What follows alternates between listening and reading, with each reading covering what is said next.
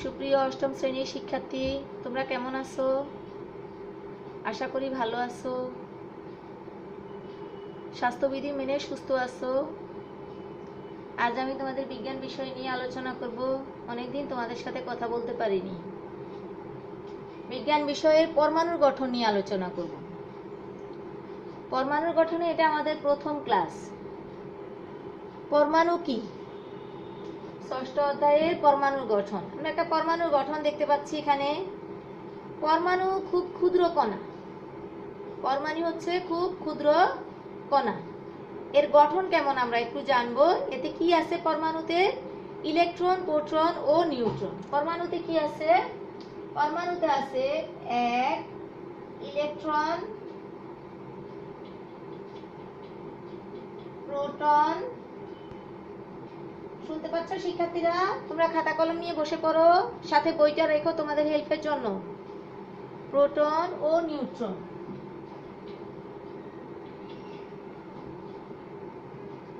পরমাণুতে কি আছে? ইলেকট্রন, প্রোটন ও নিউট্রন আছে। আমরা এই অধ্যায় শেষে কি শিখব? পরমাণুর গঠনটা আমরা ব্যাখ্যা করতে পারবো, পারমাণবিক সংখ্যা ও ভর সংখ্যা নির্ণয় করতে পারবো এই অধ্যায় শেষে। আর কি পারবো? আইসোটোপ ব্যাখ্যা করতে পারবো। Isotope is most important. Isotope সম্পর্কে আমরা জানবো বিস্তারিত। ইলেকট্রন বিন্যাস জানবো। কি জানবো? ইলেকট্রন বিন্যাস ব্যাখ্যা করতে পারবো এই অধ্যায় শেষে। তো শিক্ষার্থীরা, যা বলছিলাম, পরমাণু ধারণা সম্পর্কে আমরা জানবো। আজকে আমরা পরমাণুর গঠন সম্পর্কে জানবো। পরমাণু কি? পরমাণু হচ্ছে পদার্থের ক্ষুদ্রতম কণা। পরমাণু হচ্ছে পদার্থের ক্ষুদ্রতম কণা। যে পদার্থ ক্ষুদ্রতম কণা দ্বারা গঠিত। ক্ষুদ্র ক্ষুদ্র কণা দু রকমের হতে পারে। একটা হয় অণু, আর একটা হচ্ছে পরমাণু। একটা হচ্ছে অণু। ক্ষুদ্র কণা কয় প্রকার হয়? কণা দু প্রকারের হয়। একটা অণু আর একটা হচ্ছে পরমাণু। এই কণা কয় প্রকার পেলাম আমরা? দুই প্রকার কণা পেলাম। একটা পেলাম অণু আর একটা পেলাম পরমাণু। ক্ষুদ্রতম কণা বিষয়ে বিভিন্ন সময় বিজ্ঞানী ও দার্শনিক নানা রকম মতবাদ দিয়েছেন। নানা রকম মতবাদের মধ্যে গ্রিক দার্শনিক ডেমোক্রিটাস খ্রিস্টপূর্ব 400 অব্দে সর্বপ্রথম পদার্থের ক্ষুদ্রতম কণা নিয়ে মতবাদ পোষণ করেন। তিনি কি করেছেন? এই মতবাদ পোষণ করে তার মতে সকল পদার্থই ক্ষুদ্রতম কণা দ্বারা গঠিত। ক্ষুদ্রতম কণা অবিভাজ্য, আর যার ফলে এটা ভাঙা যায় না। ভাঙা যায় না। কণাগুলো, ক্ষুদ্র কণাগুলো কি করা যায় না? ভাঙা যায় না। তিনি এই ক্ষুদ্রতম কণার নাম দেন পরমাণু বা অ্যাটম। ক্ষুদ্রতম কণার নাম কি দেন? পরমাণু বা অ্যাটম। এটা ইংরেজি শব্দ অ্যাটমটা। অ্যাটম। সমসাময়িক সময়ের আরো দুজন দার্শনিক প্লেটো এবং অ্যারিস্টটল কি করেন? তাদের মতামত অনুসারে মতামত দ্বিমত পোষণ করেন। তারা পদার্থসমূহ নিরবচ্ছিন্ন। তারা বলছেন পদার্থসমূহ নিরবচ্ছিন্ন, অর্থাৎ কন্টিনিউয়াস, চলমান, রানিং। একে যতই ভাঙা হোক না কেন, পদার্থের কণাগুলো ক্ষুদ্র হবে, ক্ষুদ্রতর ক্ষুদ্র হতেই থাকবে। অবিভাজ্য পদার্থের কণাগুলো ক্ষুদ্র থেকে ক্ষুদ্রতর হতে থাকবে। এই দুজনের মতবাদ অনুযায়ী 1803 সালে ইংরেজ বিজ্ঞানী জন ডাল্টন পরীক্ষালব্ধ তথ্যের উপর ভিত্তি করে পদার্থের ক্ষুদ্রতম কণা সম্পর্কে বলেন, পরমাণু হলো মৌলিক পদার্থের ক্ষুদ্রতম কণা। একটু আমি তোমাদের একটু লিখি। পরমাণু হলো মৌলিক পদার্থের ক্ষুদ্রতম কণা। পরমাণু, তোমরা খাতা কলম নিয়ে লিখো প্লিজ। পরমাণু হলো মৌলিক পদার্থের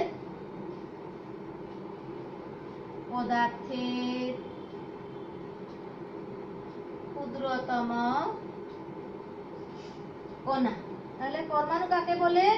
মৌলিক পদার্থের ক্ষুদ্রতম কণাকে কি বলে? পরমাণু বলে। মৌলিক পদার্থের ক্ষুদ্রতম কণাকে কি বলে? পরমাণু বলে। দেখতে পাচ্ছ তোমরা? মৌলিক পদার্থের ক্ষুদ্রতম কণাকে কি বলে? বলো তো দেখি। পরমাণু বলে। তো একে কি করা যায় না, তিনি বলেছেন পরীক্ষালব্ধ তথ্যের উপর ভিত্তি করে মৌলিক পদার্থের ক্ষুদ্রতম কণা এবং একে আর ভাঙা যায় না। একে আর কি করা যায় না, ভাঙা যায় না। পরমাণু বিভাজ্য। পরমাণু ডাল্টনের মতবাদ অনুযায়ী গ্রহণ করলে অ্যারিস্টটলের মতবাদটি পরিত্যক্ত হয়ে যায়। যখন ডাল্টনের মতবাদ গ্রহণ করি তখন অ্যারিস্টটলের মতবাদটি কি হয়ে যায়, পরিত্যক্ত হয়ে যায়। তিনি কি বলেছেন, তিনি বলেছেন পরমাণু অবিভাজ্য নয়, পরমাণু অবিভাজ্য নয়, ক্ষুদ্রতম কণিকাও নয়, পরমাণু বিভাজ্য। অ্যারিস্টটল বলেছেন পরমাণু অবিভাজ্য, আর আর কি বলেছেন, ডাল্টন বলেছেন পরমাণু অবিভাজ্য নয়, পরমাণু বিভাজ্য। এরা ইলেকট্রন, প্রোটন ও নিউট্রন দ্বারা গঠিত। এরা কি দ্বারা গঠিত, ইলেকট্রন, প্রোটন ও নিউট্রন দ্বারা গঠিত। ডাল্টনের মতবাদের এই সীমাবদ্ধতা দূর করার জন্য পরবর্তীতে আরো অনেকে পরমাণু মডেলের প্রস্তাব করেন। এদের মধ্যে রাদারফোর্ড ও বোরের পরমাণু মডেল গ্রহণযোগ্যতা পায়। তাদের রাদারফোর্ড ও বোরের পরমাণু মডেল, রাদারফোর্ড ও বোর, হ্যাঁ, বোরের পরমাণু মডেল কি পায়, পরমাণু মডেল কি পায়, গ্রহণযোগ্যতা পায়, গ্রহণযোগ্যতা পায়। বুঝছো, রাদারফোর্ড ও পরমাণু মডেল, বোরের পরমাণু মডেল গ্রহণযোগ্যতা পায়। এই রাদারফোর্ড এবং বোরের মডেল এক সময় বিজ্ঞানী রাদারফোর্ড ও তার সহকর্মীরা একটি পরীক্ষা করেন যা পরমাণুর গঠন সম্পর্কে ভালো ধারণা দেয়। এই পরীক্ষালব্ধ ফল থেকে রাদারফোর্ড বলেন যে পরমাণুতে ধনাত্মক আধান ও ভর একটি ক্ষুদ্রতম জায়গায় আবদ্ধ। ধনাত্মক আধান ও ভর একটি ক্ষুদ্রতম জায়গায় আবদ্ধ। তিনি এর নাম দেন নিউক্লিয়াস। তিনি তার নাম দেন কি, নিউক্লিয়াস। যেটা একটি জায়গায় আবদ্ধ থাকে তার নাম কি দেন, নিউক্লিয়াস। নিউক্লিয়াসের ভিতর আবদ্ধ থাকে তিনি বলেন। তিনি আরো ব্যাখ্যা দেন যে পরমাণুর বেশিরভাগ জায়গা ফাঁকা থাকে। পরমাণুর বেশিরভাগ জায়গা কি থাকে, ফাঁকা থাকে। আর ঋণাত্মক আধানযুক্ত কণার তেমন কোনো ভর নেই এবং তারা নিউক্লিয়াসকে কেন্দ্র করে ঘুরছে মাত্র। তারা নিউক্লিয়াসকে কেন্দ্র করে কি করছে, মুভ করছে। রাদারফোর্ডের মডেল সৌরজগতের মতো। রাদারফোর্ড কি বলেন, তার মডেল অনুযায়ী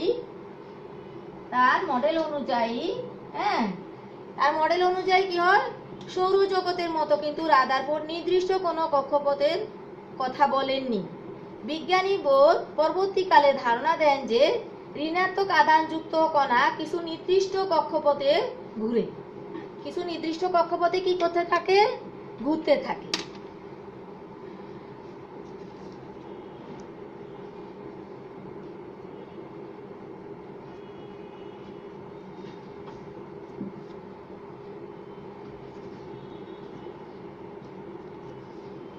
কিছু নির্দিষ্ট কক্ষপথে ঘুরে, হ্যাঁ, কিছু নির্দিষ্ট কক্ষপথে ঘুরতে। সুপ্রিয় শিক্ষার্থীরা, তাহলে ইলেকট্রনের ইয়েতে কি থাকে, নিউক্লিয়াস থাকে। পরমাণুতে কি থাকে, নিউক্লিয়াস থাকে। আর এই নিউক্লিয়াস কি থাকে, ইলেকট্রনের ভিতরটা ফাঁকা থাকে, ইলেকট্রনের কক্ষপথ। এটা কি হচ্ছে, ইলেকট্রনের কক্ষপথ। ও ইলেকট্রনের কক্ষপথ থাকে। এতে কি থাকে, পরমাণুতে কি থাকে, ইলেকট্রন, প্রোটন ও নিউট্রনের সমন্বয়ে কি গঠিত, পরমাণু গঠিত। পরমাণুর কেন্দ্রে রয়েছে নিউক্লিয়াস। নিউক্লিয়াসে ধনাত্মক আধানযুক্ত প্রোটন ও আধান নিরপেক্ষ নিউট্রন থাকে। পরমাণুর ভরের প্রায় পুরোটাই কি থাকে, পুরোটাই নিউক্লিয়াস থাকে। পরমাণুর ভরের প্রায় পুরোটাই কি থাকে, নিউক্লিয়াস থাকে। ঋণাত্মক আধানযুক্ত ইলেকট্রন নিউক্লিয়াসকে কেন্দ্র করে নির্দিষ্ট কক্ষপথে মুভ করে। আমি এটা একটু আরেকবার বলছি, এবার পুনরাবৃত্তিও করছি। এবার আমরা আসি পারমাণবিক সংখ্যা ও ভর সংখ্যায়। পারমাণবিক সংখ্যা ও ভর সংখ্যা। পারমাণবিক সংখ্যা ও ভর সংখ্যায় একটু ধারণা দিই, তারপর আবার যাব গঠনে। প্রতিটি মৌলের আলাদা আলাদা পরমাণু আছে। যেমন কি আছে, হাইড্রোজেন গ্যাসের পরমাণু হাইড্রোজেন গ্যাসের পরমাণু H, অক্সিজেন গ্যাসের পরমাণু O, হ্যাঁ, পরমাণু থেকে আলাদা। একটি মৌলের পরমাণু থেকে আরেকটি মৌলের পরমাণুর মধ্যে আকার, ভর ও ধর্মে কি থাকে? পার্থক্য রয়েছে। একটি মৌলের পরমাণু থেকে আরেকটি মৌলের আকার ও ধর্মে পার্থক্য রয়েছে। কেন এই পার্থক্য রয়েছে? পরমাণুতে প্রোটন বা ইলেকট্রনের সংখ্যার পার্থক্যের কারণে এই পার্থক্য রয়েছে। সংখ্যাগত পার্থক্যের কারণে এই পার্থক্যটা রয়েছে। পরমাণুতে ইলেকট্রন ও প্রোটনের সংখ্যা সমান থাকে, তবে কোনো মৌলের পরমাণুর বৈশিষ্ট্যকে বোঝানোর জন্য প্রোটনের সংখ্যা ব্যবহার করা হয়। কোনো মৌলের পরমাণুর বৈশিষ্ট্যকে বোঝানোর জন্য প্রোটনের সংখ্যা ব্যবহার করা হয়।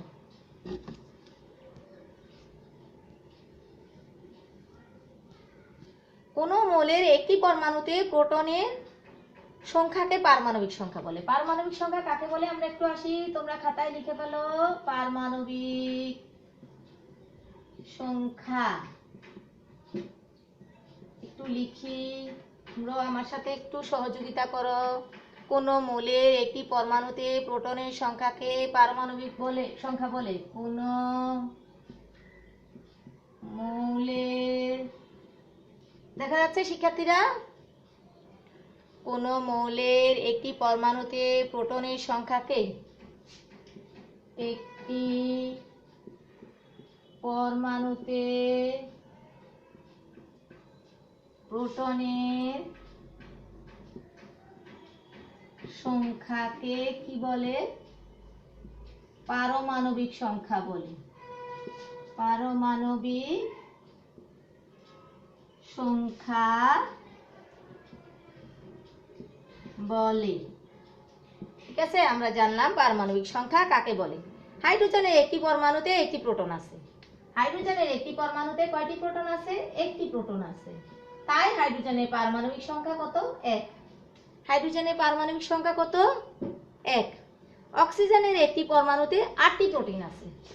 অক্সিজেনের একটি পরমাণুতে একটিতে কয়টি প্রোটিন আছে? 8টি প্রোটিন আছে। তাই অক্সিজেনের পরমাণু সংখ্যা 8টি, প্রোটন। তাই অক্সিজেনের পারমাণবিক সংখ্যা কত? 8। ঠিক আছে, এবার পারমাণবিক সংখ্যা জানলাম অক্সিজেন। এবং কার্বনের পারমাণবিক সংখ্যা 6। একটু মুছে তোমরা লিখে ফেলেছো নিশ্চয়ই। কার্বনের পারমাণবিক সংখ্যা কত? কার্বনের পারমাণবিক সংখ্যা, সি দিয়ে কার্বনকে বোঝা যাচ্ছে। ঠিক আছে, সি হচ্ছে কার্বনের সংকেত। কার্বনের পারমাণবিক সংখ্যা কত? কার্বনের 6। কার্বনের পারমাণবিক সংখ্যা কত? 6। কারণ কি? 6টি প্রোটন আছে সেই জন্য। তাহলে পারমাণবিক সংখ্যা যেহেতু কোনো মৌলের প্রোটনের সংখ্যা, তাই বোঝা যায় কার্বনের পরমাণুতে 6টি প্রোটন আছে। একটি পরমাণুতে যেহেতু প্রোটন আর ইলেকট্রনের সংখ্যা সমান, একটি পরমাণুতে কি থাকে? প্রোটন প্লাস ইলেকট্রন সংখ্যা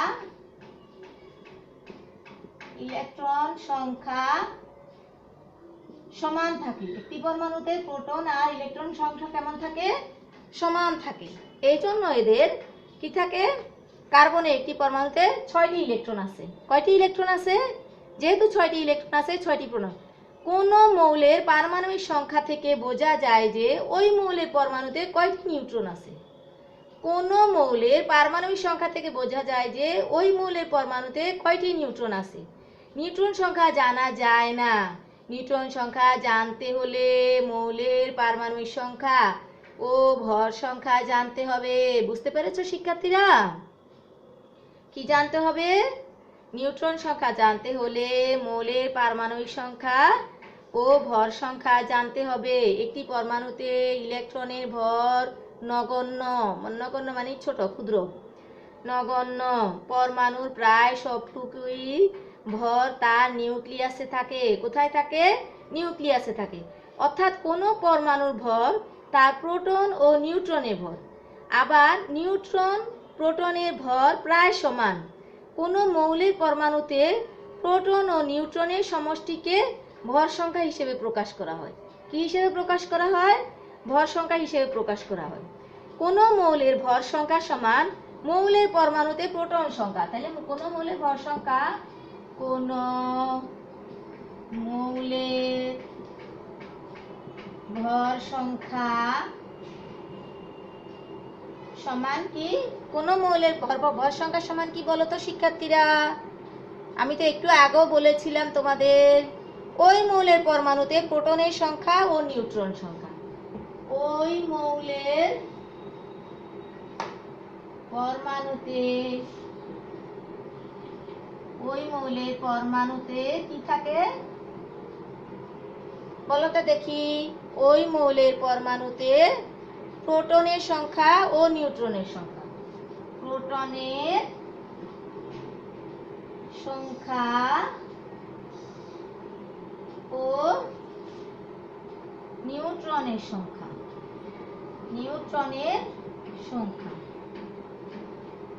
ঠিক আছে শিক্ষার্থীরা? কোন মৌলের পরমাণুতে প্রোটনের সংখ্যা ও নিউট্রনের সংখ্যা। বোঝা যাচ্ছে? তাহলে শিক্ষার্থীরা আমরা বুঝলাম কি, প্রোটন সংখ্যা প্লাস ইলেকট্রন সংখ্যা সমান কোন মৌলের ভর সংখ্যা ওই মৌলের পরমাণুতে প্রোটনের সংখ্যা ও নিউট্রন সংখ্যা। এটি খাট, তো তাই তোমাদের একটু বারবার বলছি যাতে তোমাদের একটু বুঝতে সহজ হয়। ঠিক আছে? যেমন অক্সিজেন পরমাণুতে 8টি প্রোটন 8টি নিউট্রন। অক্সিজেন পরমাণুতে কয়টি প্রোটন কয়টি নিউট্রন?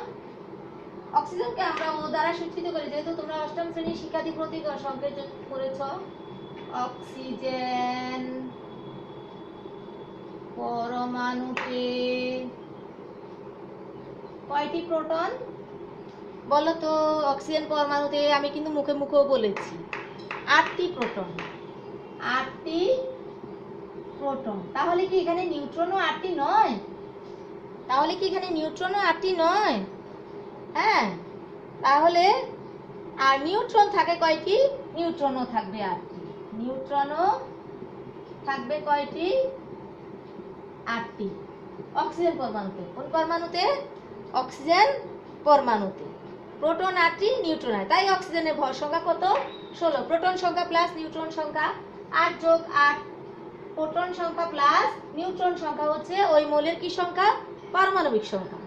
প্রোটন সংখ্যা নিউট্রন সংখ্যা হচ্ছে ওই মৌলের ভর সংখ্যা। তাহলে ভর সংখ্যা কত আসবে? 16 আসবে। আবার সোডিয়ামের একটি পরমাণুতে 11টি প্রোটন আছে। সোডিয়ামকে আমরা সংকেত দিয়ে লিখলাম। সোডিয়ামের ল্যাটিন নাম হচ্ছে নেট্রিয়াম। নেট্রিয়াম থেকে এনে নিয়েছি। সোডিয়ামের ল্যাটিন নাম কি? নেট্রিয়াম। নেট্রিয়াম থেকে আমরা কি নিয়েছি? এনে নিয়েছি। ঠিক আছে? নেট্রিয়াম এনে সোডিয়ামে কয়টি? 11টি প্রোটন আছে। কয়টি প্রোটন আছে? 11টি প্রোটন আছে। এবং নিউট্রন আছে কতটি? 11টি প্রোটন প্লাস 12টি নিউট্রন। 12টি কি? নিউট্রন। তোমরা একটু খাতা কলম নিয়ে লিখে ফেলো। প্লাস করলে কত আসলো? 23টি। প্লাস করলে কতটি আসলো? 23টি। তাই সোডিয়ামের ভর সংখ্যা কত আসবে? 23 আসবে। সোডিয়ামের ভর সংখ্যা কত আসবে? সোডিয়ামের ভর সংখ্যা কত বলো তো? 23। ঠিক আছে? আগেই কি বলেছিলাম আমরা? পারমাণবিক সংখ্যা ও ভর সংখ্যা জানা থাকলে নিউট্রন সংখ্যা জানতে পারবো। পারমাণবিক সংখ্যা ও ভর সংখ্যা জানা থাকলে কোন সংখ্যা জানতে পারবো? নিউট্রন সংখ্যা জানতে পারবো। চলো দেখি আমরা একটা সমস্যা দেখি।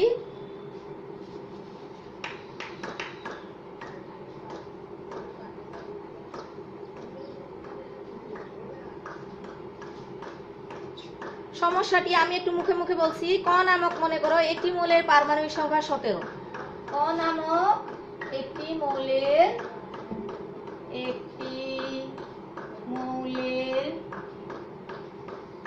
কি সংখ্যা 17? ক নামক একটি মৌলের পারমাণবিক সংখ্যা 17। কি সংখ্যা?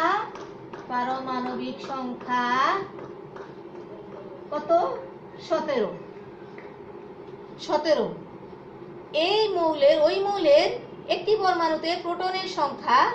কোন মৌলের পারমাণবিক সংখ্যা আসলে ওই মৌলের একটি পরমাণুতে প্রোটনের সংখ্যাও। ওই মৌলের একটি পরমাণুতে কি সংখ্যা? প্রোটনের সংখ্যাও। ঠিক আছে শিক্ষার্থীরা? সেই ক্ষেত্রে কি হবে? মৌলটির পরমাণুতে প্রোটন আছে 17টি। তাহলে মৌলটির মৌলটি পরমাণুতে প্রোটন আছে কতটি? প্রোটন আছে কতটি বলো তো? 17টি। প্রোটন আছে কতটি? 17টি। ঠিক আছে শিক্ষার্থীরা, তাহলে আমরা যদি 17টি থাকে, হ্যাঁ, প্রোটন আছে কতটি? 17টি। হ্যাঁ, ওই মৌলের পরমাণুতে কয়টি ইলেকট্রন, প্রোটন ও নিউট্রন আছে? কয়টি ইলেকট্রন, প্রোটন ও নিউট্রন আছে? হ্যাঁ, তাহলে আমরা এই সমস্যাটা কিভাবে সমাধান করব? একটি মৌলের পারমাণবিক সংখ্যা 17, একটি মৌলের পারমাণবিক সংখ্যা 17, একটি পরমাণুতে প্রোটনের সংখ্যা, তাই সেক্ষেত্রে ওই মৌলটির প্রোটন আছে কতটি? 17টি। আবার কোন পরমাণুতে প্রোটন আর ইলেকট্রনের সংখ্যা সমান, তবে ক মৌলের একটি পরমাণুতে ইলেকট্রন রয়েছে কতটি? 17টি। ক মৌলের একটি পরমাণুতে ইলেকট্রন রয়েছে কতটি? 17টি। হ্যাঁ, ক নামক একটি মৌলের পরমাণুতে পারমাণবিক সংখ্যা 17, তাহলে ইলেকট্রন রয়েছে কতটি বলো তো দেখি? বলো তো দেখি কতটি শিক্ষার্থীরা? ক মৌলটির পরমাণুতে প্রোটন আছে 17টি। ক মৌলের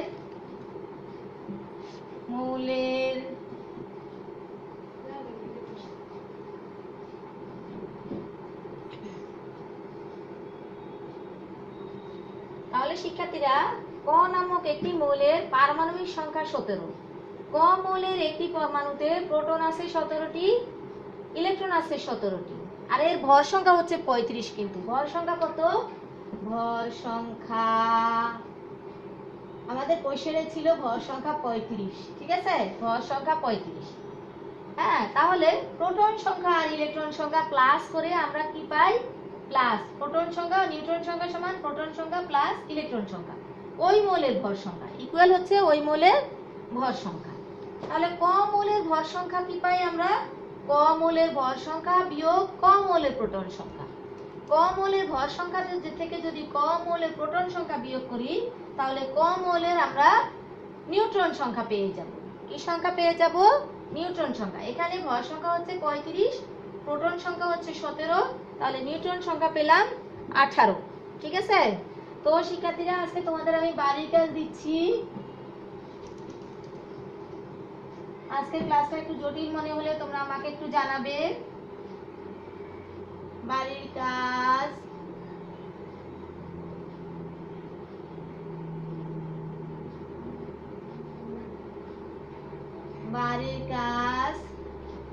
রাদারফোর্ড পরমাণুর মডেলের মতবাদগুলো শিখবে। ঠিক আছে, পরমাণু কি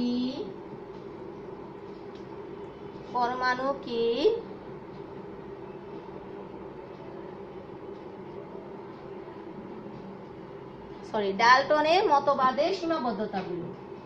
ডাল্টনের মতবাদের সীমাবদ্ধতা শিখবে। সীমাবদ্ধতাগুলো একটু আয়ত্ত করবে। সীমাবদ্ধতাগুলো ব্যাখ্যা করো। ঠিক আছে শিক্ষার্থীরা, সীমাবদ্ধতাগুলো কি কি ছিল আবার কি মনে করিয়ে দিতে হবে? সীমাবদ্ধতাগুলো ছিল কি কি? হ্যাঁ, বলছে পরমাণু অবিভাজ্য। ঠিক আছে, এভাবে তোমরা একটু সীমাবদ্ধতাগুলো আমি প্রথমে বলেছিলাম, তোমরা সীমাবদ্ধতাগুলো আয়ত্ত করে খাতায় লিখে আমাকে জানাবে। ঠিক আছে, আল্লাহ হাফেজ, ভালো থেকো, সুস্থ থেকো, পাঠে মনোযোগী থেকো।